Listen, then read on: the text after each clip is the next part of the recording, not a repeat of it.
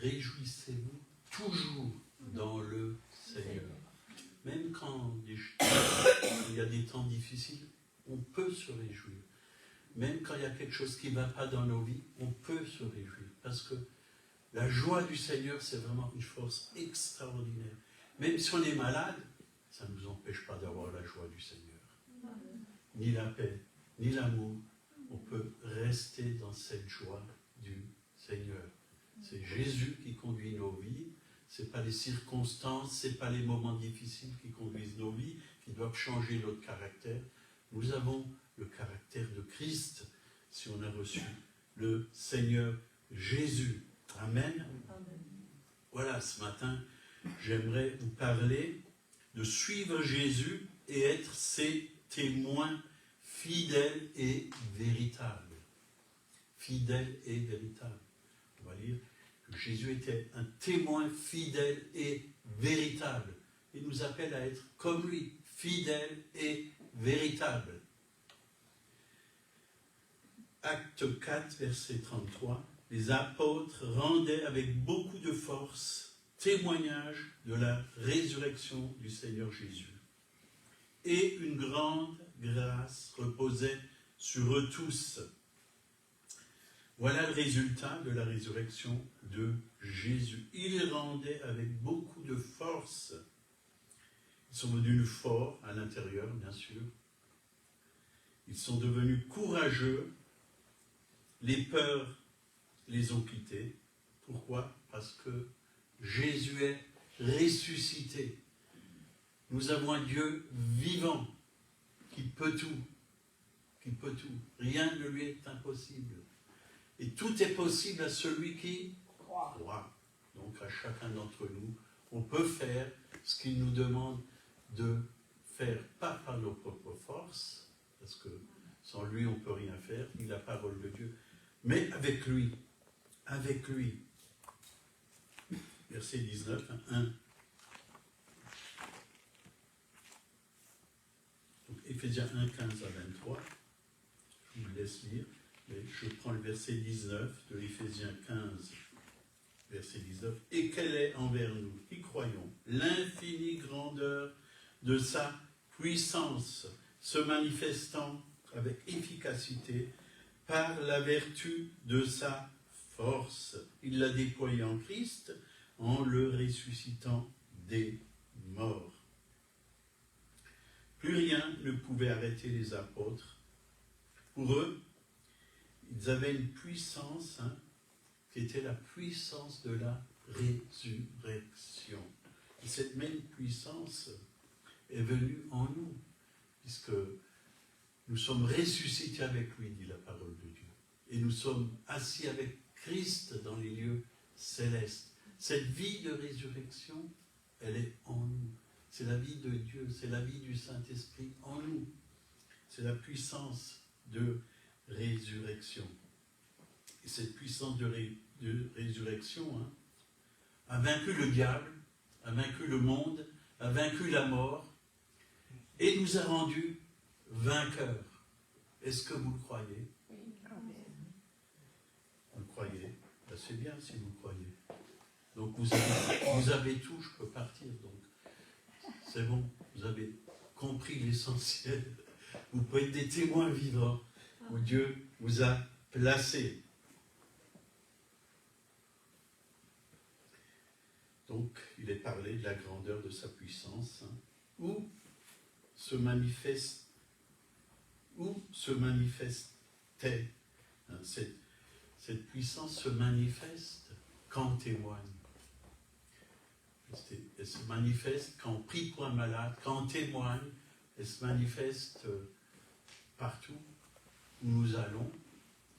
Mais elle ne peut pas se manifester si on ne fait rien. Si on ne fait rien. Par exemple, si on reste, si on n'ouvre pas notre bouche, on voit un malade, on n'ouvre pas notre bouche pour lui dire que Jésus l'aime, que Jésus est venu pour le sauver, que Jésus est le Dieu qui veut d'abord le sauver et après le guérir aussi, le salut et la guérison. Elle ne peut pas se manifester. Et ce n'est pas Dieu qui retient sa puissance. Bien souvent, c'est nous. Parce qu'on ne croit pas vraiment. Dieu nous dit, ouvre ta bouche. Et si tu ouvres ta bouche, qu'est-ce qui va se passer? Il va la remplir de ses mots, c'est-à-dire de sa parole. Et la parole de Dieu est puissante pour libérer, pour guérir, pour sauver, pour délivrer, pour transformer une vie. C'est lui qui le fait au travers de nous. Éphésiens 3, 20. Or, à celui qui peut faire par la puissance qui agit en nous, infiniment au-delà de tout ce que nous demandons ou pensons, à lui soit la gloire, dans l'Église et en Jésus-Christ, dans toutes les générations, au siècle des siècles. Amen. Il peut tout. Il peut tout. Mais est-ce que nous laissons cette puissance vraiment nous envahir et se répandre au travers de nous sur les autres, sur le monde, sur les perdus?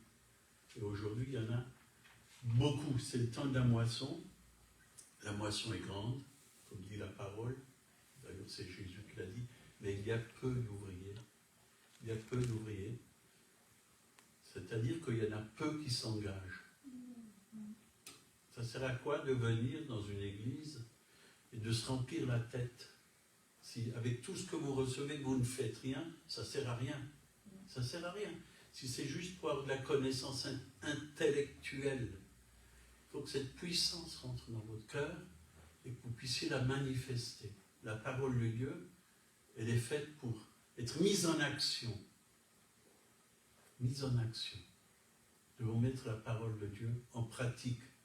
D'ailleurs, Jacques le dit dans sa parole. Ne vous bornez pas simplement à écouter la parole de Dieu, mais mettez-la en pratique. En pratique. Je comprends, parfois on peut avoir peur, puisqu'on n'a pas cette expérience de mettre en pratique la parole de Dieu. Mais commencez déjà par prier pour une personne que vous connaissez, ou deux, et puis que Dieu prépare le cœur de cette personne. Puis petit à petit, vous allez lui témoigner. Peut-être l'inviter à boire un café, puis lui témoigner. Et vous allez voir que Dieu a préparé le cœur, et cette semence-là va rentrer dans le cœur de la personne. Et elle va germer, cette semence. Puis elle va commencer à croire qu'il y a quelque chose, qu'il y a un créateur, qu'il y a un sauveur. Donc revenons à Acte 4, verset 33. Et une grande grâce reposait sur eux tous. Grande grâce. J'ai une fois parlé avec un serviteur de Dieu. Je lui ai dit, parce qu'il m'avait demandé, qu'est-ce que Dieu va donner à ses disciples à la fin des temps, à son Église à la fin des temps? Je lui ai dit, une grande grâce. Il m'a dit, mais non, mais non. Bien sûr que si. Bien sûr que si. Une grande grâce. Dieu veut que cette grande grâce repose sur nous. C'est quelque chose, la grâce, c'est une faveur imméritée. On ne mérite rien, mais lui nous donne pour que nous puissions être des témoins. Il nous donne cette grâce. Sans la grâce, on ne peut rien faire. Jésus est venu plein de grâce et de vérité. La grâce et la vérité, c'est les deux mains de Dieu pour travailler sur cette terre. Dieu travaille toujours avec la grâce et la vérité qui est sa parole. Sa parole est la vérité. Bien sûr, la connaissance de la parole. Quand on connaît la parole de Dieu par le Saint-Esprit, c'est-à-dire la parole révélée par le Saint-Esprit. C'est ça la puissance de Dieu. Quand c'est révélé par le Saint-Esprit, c'est vivant. Puisque le Saint-Esprit, c'est une personne vivante qui agit au travers de nous. Et c'est comme ça qu'on a la capacité, la grâce et la capacité de Dieu. On a la capacité de faire ce qu'il nous demande de faire, tout simplement. Et d'être des témoins vivants. Dans le psaume 81, verset 11, « Ouvre ta bouche et je la remplirai. » C'est lui qui remplit notre bouche. Parfois, notre bouche est remplie de nos propres pensées. Ce n'est pas spécialement les pensées de Dieu. On peut parler humainement. Religieusement, on peut aussi parler. Mais ça ne porte pas de fruits.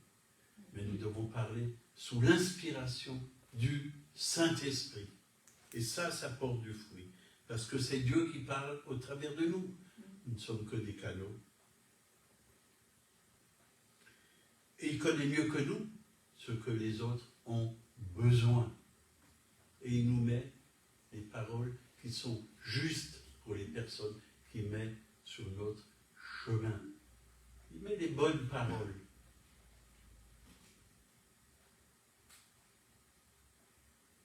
Une grande grâce reposait sur eux tous. Dans le mot reposer, il y a le mot repos. Le mot repos. Est-ce que c'est fatigant de servir Dieu? Non. Quand on sert Dieu, on est dans le repos. Dans le repos. Parce que c'est lui qui fait au travers de nous. Mais quand on veut faire de nos propres forces, on n'est pas dans le repos. Un vrai chrétien, né nouveau, il est assis avec Christ dans les lieux célestes. Assis, on est dans le repos de Dieu, si on est assis avec Christ dans les lieux célestes. On est dans le repos et on se laisse conduire tout simplement par le Saint-Esprit. Il y a une parole qui dit dans l'Ancien Testament, les jeunes sont vite fatigués, se lassent, mais ceux qui se confient en l'Éternel renouvellent leur force. Renouvellent leur force. Donc le véritable repos est dans le Seigneur. Il a dit, venez à moi, vous tous qui êtes fatigués et chargés, et je vous donnerai du repos. Du repos. Parfois, il y a des gens, ils sont toujours chargés et fatigués. Quand on les voit, ils sont toujours fatigués. Je suis fatigué. Combien j'entends ça? Même des gens, les personnes qui se lèvent le matin, ils ont dormi toute la nuit, ils sont fatigués. Bien souvent, c'est spirituel. C'est une fatigue spirituelle. Parce que si on ne prend pas la victoire, on est fatigué. Il y a des fardeaux qui nous écrasent, qui pèsent sur nous. Mais quand on prend la victoire, ces fardeaux, ils partent. Et nous sommes en forme. Nous sommes en forme. Et parfois, ça peut surprendre quand on dit à quelqu'un « je suis en pleine forme ». Ça peut surprendre, mais je peux vous dire ce matin, je suis en pleine forme. J'ai l'impression d'avoir 20 ans, même si je suis gris. Hein. Enfin, mes cheveux, bien sûr.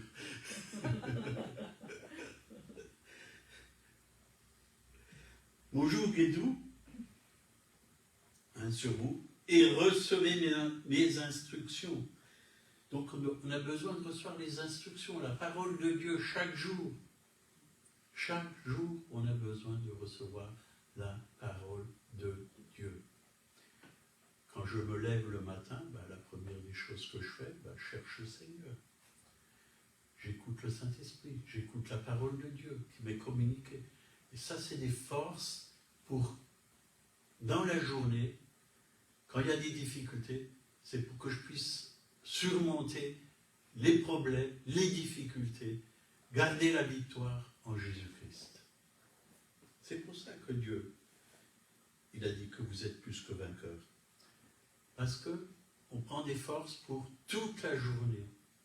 Mais même la nuit, avant d'aller au lit, il faut prendre des forces. Quand vous êtes au lit, parfois si vous ne dormez pas, restez toujours en communion avec le Seigneur. Il y a un serviteur de Dieu, on lui a demandé, vous avez certainement entendu parler de lui, Smith Wigglesworth, on lui a demandé pourquoi il est toujours bien et qu'il réussit et qu'il a beaucoup de miracles dans sa vie, des conversions. Il a dit, tous les quarts d'heure, je prie tous les quarts d'heure et au bout d'un quart d'heure, je recommence encore à prier. C'est-à-dire qu'il restait toujours en communion avec le Seigneur. Il était toujours renouvelé. Il était toujours fortifié. Et combien de miracles il a vu. Pourtant, c'est un simple homme.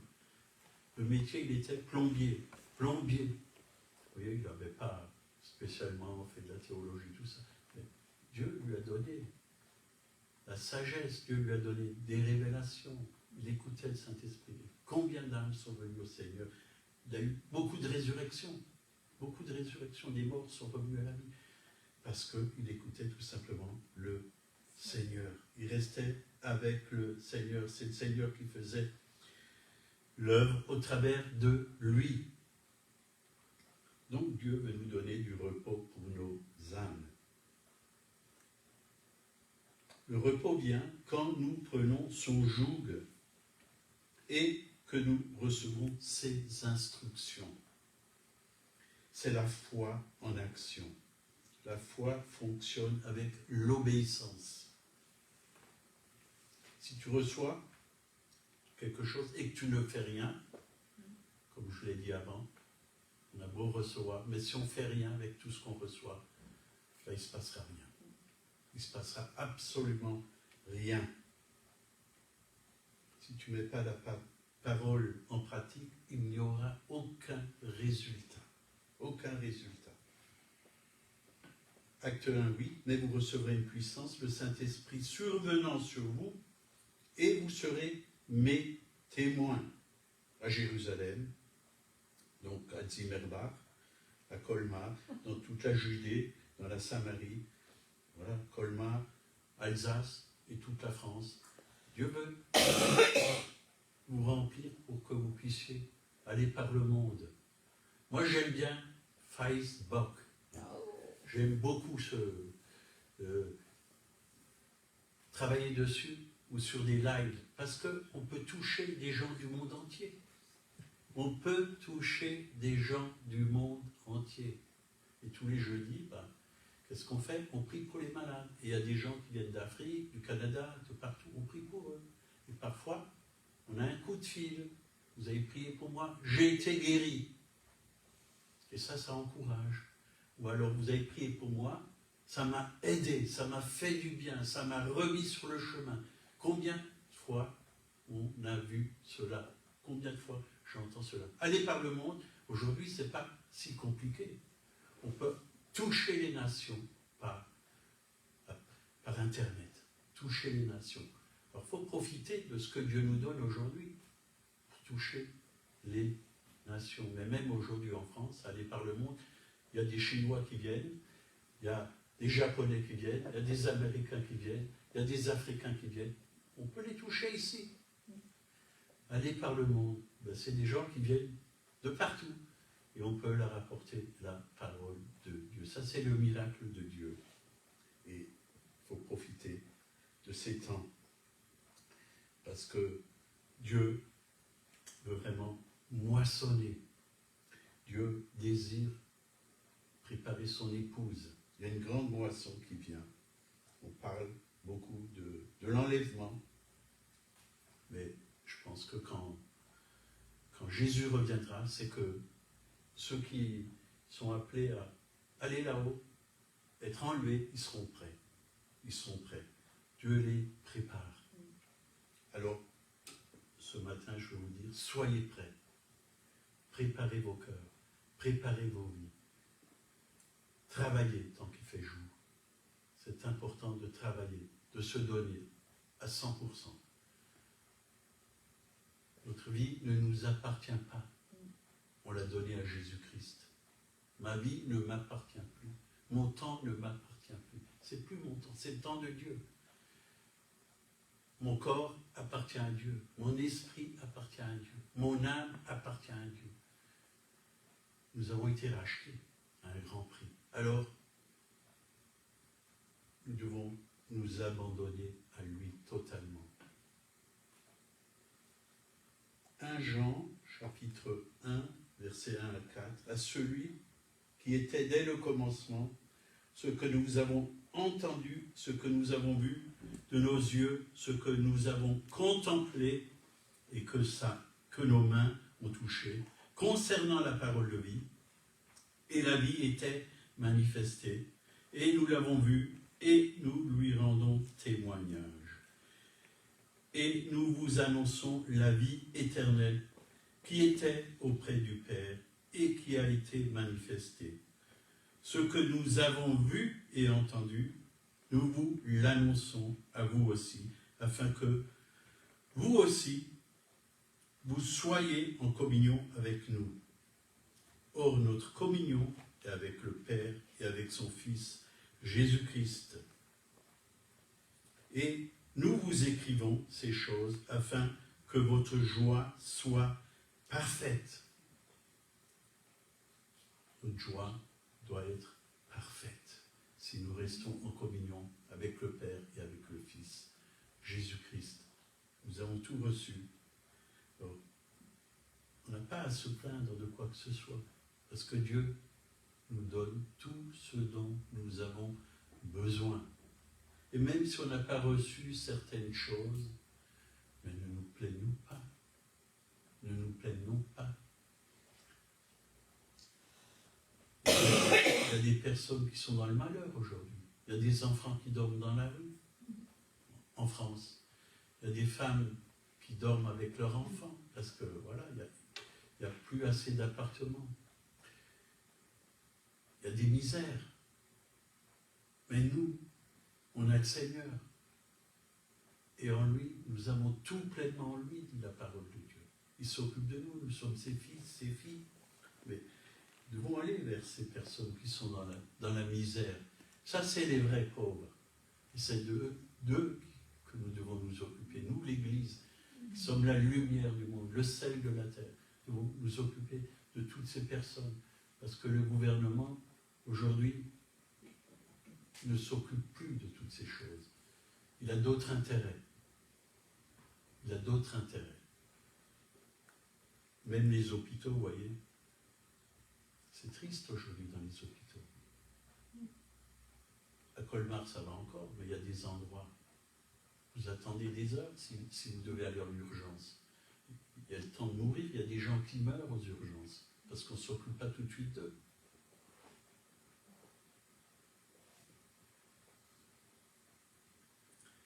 Nous devons nous occuper de toutes ces personnes que Dieu met sur notre chemin. Et si on peut les aider, aidons-les. Aidons-les. Ça, c'est le cœur du Père. Dieu est un Père des compatissants. Compatissants.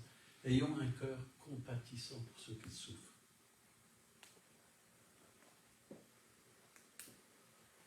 Donc, être des témoins, comme on vient de le lire, c'est parler des choses entendues, vues, touchées, c'est-à-dire d'une expérience vécue.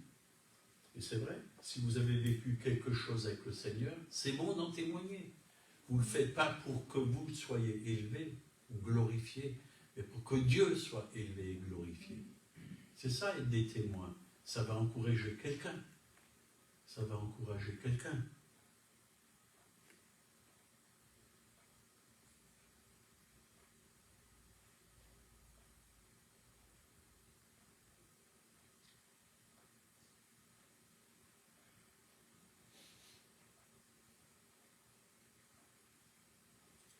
Témoignez que Dieu a pardonné vos péchés.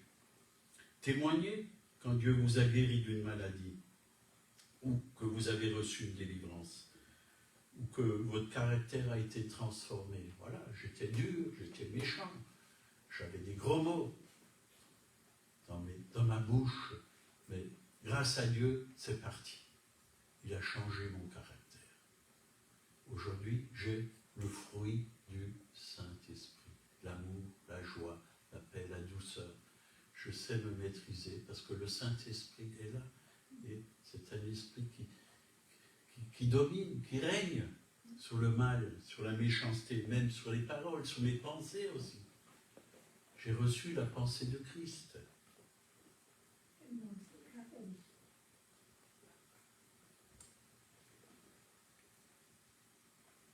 J'ai plus peur de la mort parce que j'ai la vie éternelle. Les disciples n'avaient pas peur de la mort. D'ailleurs, persécutés, ils sont morts. Ils ont accepté d'être persécutés pour la gloire de Dieu. C'est la semence, la persécution, c'est la semence du réveil. Pourquoi il y a eu un si grand réveil? En Corée du Sud, pourquoi il y a eu un si grand réveil? Des missionnaires français sont allés là-bas et ont témoigné de Jésus. On les a tués, on les a persécutés. Et les bouddhistes se sont convertis. Et il y a eu une grande église.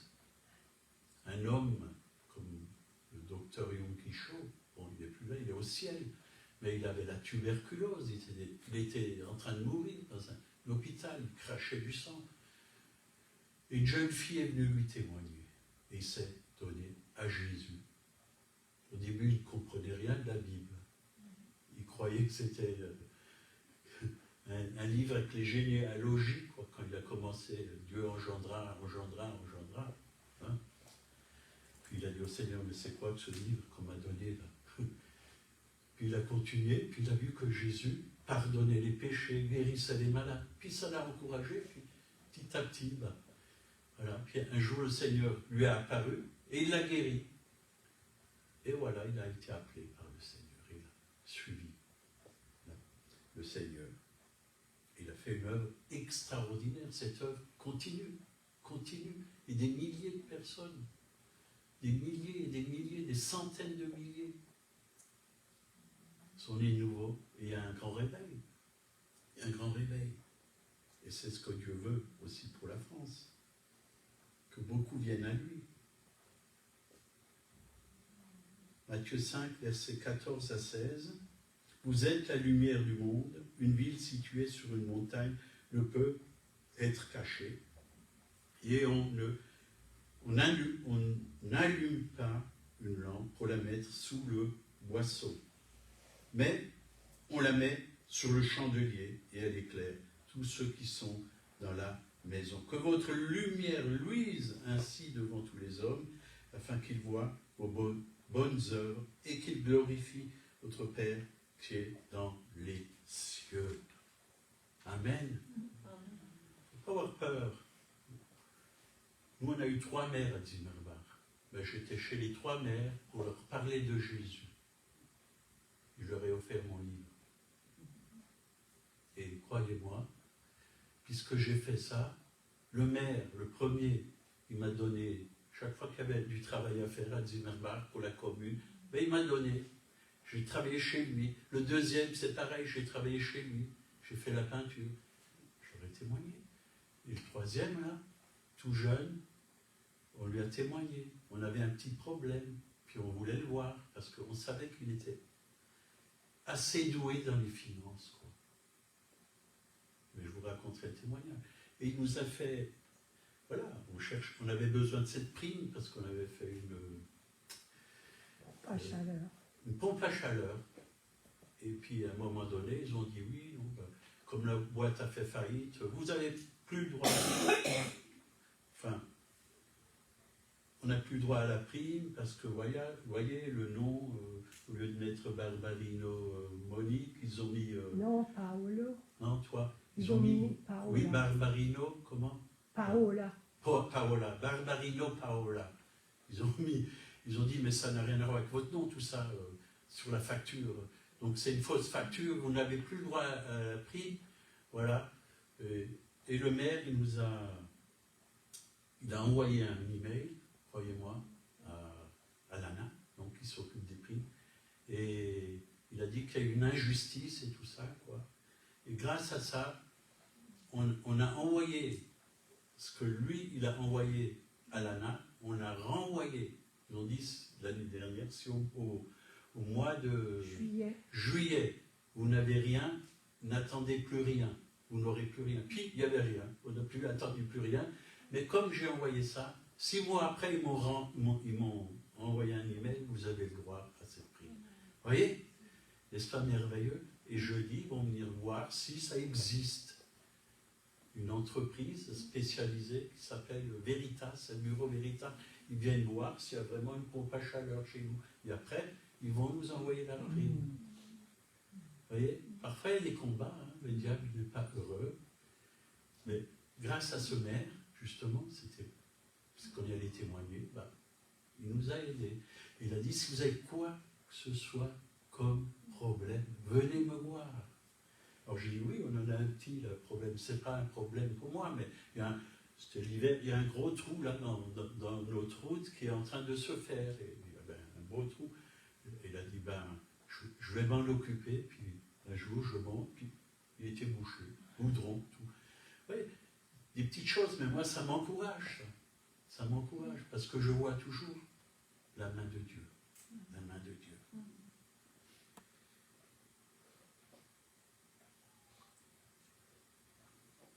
Donc, acte 18, verset 9, le Seigneur dit à Paul, en vision, pendant la nuit, ne crains point, mais parle, et ne te tais point, car je suis avec toi, et personne ne mettra la main sur toi pour te faire du mal. Parle, car j'ai un peuple nombreux dans cette ville. Cette parole, elle n'est pas que pour Paul, mais elle est aussi pour nous, chrétiens, sur Colmar. Dieu a un peuple nombreux dans cette ville de Colmar. Mais si on se tait, ou comme il a dit, ne crains point, si on a peur, on ne fera rien. On ne pourra pas engranger la moisson. Alors parlons, n'ayez pas peur, utilisons tous les moyens, tous les moyens. Combien de livres j'ai distribués partout, gratuitement. Donnez. Il y a plus de bonheur à donner qu'à recevoir. Mais même en prison, on a distribué des livres, on était à Strasbourg, j'ai témoigné à Strasbourg. L'aumônier a distribué, je lui ai laissé tout un tas de livres, il les a distribués, on a même eu les lettres des prisonniers, quoi. Voilà. Dieu est bon. Dieu touche, Dieu parle, Dieu agit. Même des coups de fil, voilà.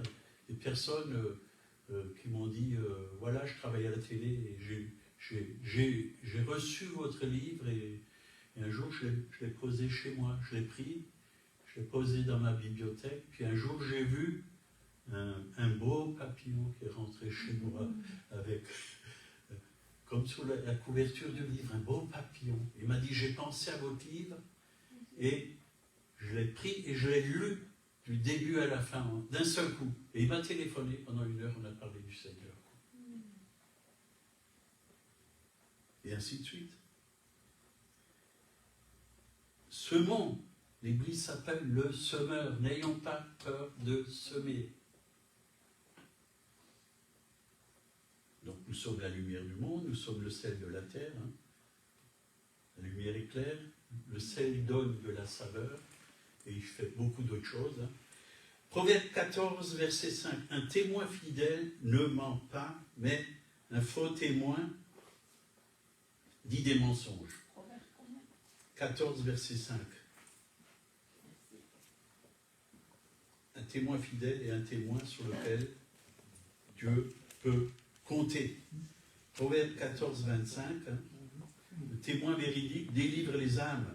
Un témoin véridique vit en accord avec la parole de Dieu. La foi qui confesse va de pair avec la vie qu'il professe. Jean 1, versets 6 et 7. Il y eut un homme envoyé de Dieu, son nom était Jean. Il vint pour servir de témoin, pour rendre témoignage à la lumière, afin que tous crussent par lui, tous crussent par lui, la lumière, donc c'est Jésus. Jean rend témoignage de Jésus. Voilà, nous pareil, notre témoignage c'est parler de Jésus. C'est lui qui est le plus important. C'est pas nous, c'est lui. Jean 20, versets 19 à 23, le soir de ce jour, qui était le premier de la semaine, les portes du lieu où se trouvaient les disciples étant fermées à cause de la crainte qu'ils avaient des Juifs. Jésus vint, se présenta au milieu d'eux et leur dit, la paix soit avec vous. Et quand il lui dit cela, il leur montra ses mains et son côté. Les disciples furent dans la joie en voyant le Seigneur. Il est vivant. Il est vivant. Donc, on n'a pas besoin d'avoir peur. On peut rester dans la joie. Il est vivant. Il leur dit de nouveau, la paix soit avec vous. Comme le Père m'a envoyé, moi aussi je vous envoie. Après ces paroles, il souffla sur eux et leur dit, recevez le Saint-Esprit. Ceux à qui vous pardonnerez les péchés, ils leur seront pardonnés. Et ceux à qui vous retiendrez, ils leur seront retenus. Donc là, on voit les disciples, ils étaient enfermés dans une maison. Ils avaient peur des Juifs. Ils avaient peur d'être persécutés. Quand Jésus-Christ ressuscité s'est présenté au milieu d'eux, il leur a adressé ces paroles d'encouragement. Que la paix soit avec vous. C'est important d'avoir la paix.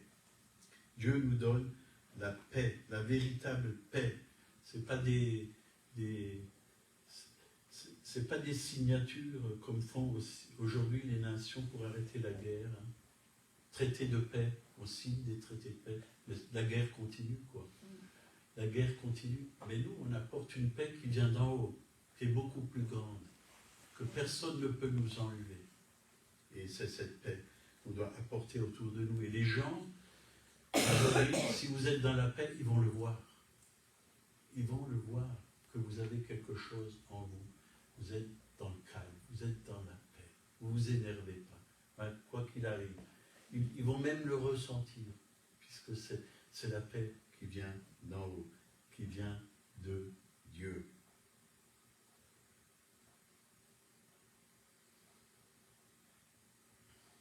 On va arrêter là. Hein. Seigneur, merci pour ta parole. Elle est la vérité. On a besoin chaque jour de nous nourrir, mais pas seulement de nous nourrir, mais aussi de pratiquer ta parole. Oui, de la répandre, d'être des témoins, de la semer. Oui, le monde a besoin de toi. Le monde a besoin d'être éclairé, parce que le monde est dans les ténèbres. Le monde a besoin d'être encouragé, parce que le monde est découragé. Le monde a besoin vraiment d'une espérance vivante qui est en toi, Seigneur. Oui. Merci, parce que ton esprit est là, et est sur cette terre, et tu convaincs encore aujourd'hui, par ton esprit, de péché, de justice et de jugement, et tu fais rentrer des hommes et des femmes et des enfants dans le royaume de Dieu. Merci Seigneur de nous utiliser encore. Merci pour toutes les personnes que tu mets sur notre chemin, que nous puissions vraiment ouvrir notre bouche, et tu vas la remplir, Seigneur. Gloire à toi, parce que tu nous donnes les bonnes paroles, tu mets en nous la sagesse, tu mets en nous, Seigneur, le discernement aussi. Merci, Seigneur. Merci de nous utiliser pour ta gloire et pour ton honneur au nom de Jésus. T'enlèves toute peur, toute crainte,